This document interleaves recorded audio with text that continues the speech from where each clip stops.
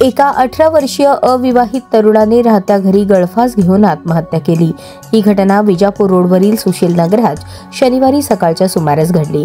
योगेश अशोक ख्यागे वय 18 राहणार सुशील नगर असे मयताचे नाव आहे।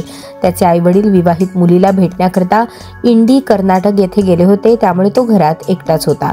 सकाळी 9 पूर्वी त्याने घरातील छताच्या पंख्याला ओढणीच्या साहाय्याने गळफास घेतला। याची माहिती मिळाल्यानंतर रवी प्यागे चुलत भाऊ याच्यासह अन्य नातेवाईकांनी दरवाजा उचकटून पाहिले असता तो गळफास घेतलेल्या अवस्थेत आढळला। त्याला फासातून सोडून शासकीय रुग्णालयात दाखल केले असता डॉक्टरांनी त्याला मृत घोषित केले। मयत योगेश ख्यागे याच्या पश्चात आई, वडील आणि एक विवाहित बहीण असा परिवार आहे। तो 12वी पर्यंत शिकला होता। एका बेकरीत तो काम करत होता। घटनेची नोंद विजापूर नाका पोलिसात झाली असून या मागचे कारण अद्याप समजले नाही।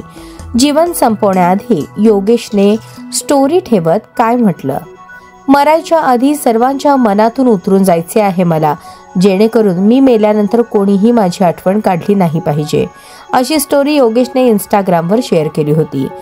योगेश हा एका बेकरी दुकानात काम करत होता, तर त्याचे वडील वॉचमन म्हणून काम करतात। घटनेच्या वेळेस योगेशचे आई वडील नातेवाईकांकडे गेले होते, तर तो घरात एकटाच होता। योगेशने टोकाचे पाऊल का उचलले त्याचे नेमके कारण अद्याप अस्पष्ट असून पोलिसांकडून अधिक तपास सुरू आहे।